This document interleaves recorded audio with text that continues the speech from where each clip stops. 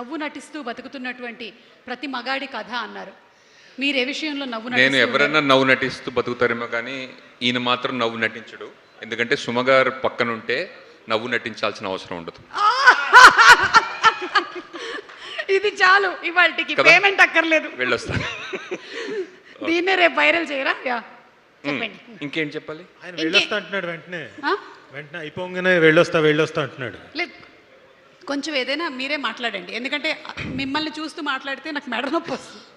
Thank you. ఆ trailer చాలా బాగుందండి. యాక్చువల్లీ నా పక్కన కోన వెంకట్ గారు కూర్చుని నవ్వు నటిస్తూ బ్రతుకుతున్న ప్రతి మగాడి కథ అనగానే ఆయన ఒక అని ఒక విడిచారనమాట. చాలా కనెక్ట్ అయ్యాను.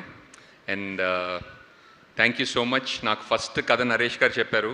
అండ్ షూటింగ్లో చేసిన రోజు నా నమ్మకం ఏంటంటే అండి, డైరెక్టర్ అండ్ సెట్ మొత్తం అంతా ఎంత నిజాయితీగా హ్యాపీగా పనిచేస్తే సినిమా అంత హిట్ అవ్వడం నేను చూశాను. అంత మంచి ఇంటెన్షన్స్ ఉన్న స్టోరీ టెల్లర్స్ ఉంటే ఖచ్చితంగా సినిమా బాగా ఆడుతుందని నా నమ్మకం. అండ్ నాకు ఈ అవకాశం ఇచ్చిన నరేష్ గారికి థ్యాంక్ యూ.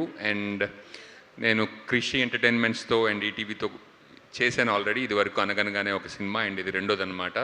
అండ్ చాలా మంచి కంటెంట్ అందరికీ ముందుకిస్తూ అందులో నాకు కూడా పాత్రలు ఇస్తున్నందుకు thank you so much. And Vishweshwar garu, I had wonderful time working with you. And ఇందులో రాధాకృష్ణ గారి మ్యూజిక్ వింటుంటే నాకు చాలా బాగుంది.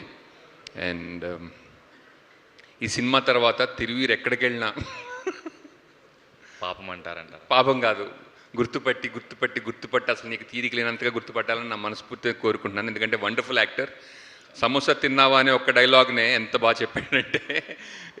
And I wish you all the best. అలాగే పాయల్కి అండ్ ఈ సినిమాలో నటించిన వాళ్ళందరికీ I wish them all the best. And Vishnu గారు, అండ్ మీ సెన్స్ ఆఫ్ హ్యూమర్ని ఎలాగైతే మీరు ఎలాగో ఒక ఆడియన్స్ క్రియేట్ చేసుకున్నారో అలాగే ఇంకా మిమ్మల్ని చూసి ఇన్స్పైర్ అయితే చాలామంది వాళ్ళ స్టైల్ మార్చుకుంటున్నారు.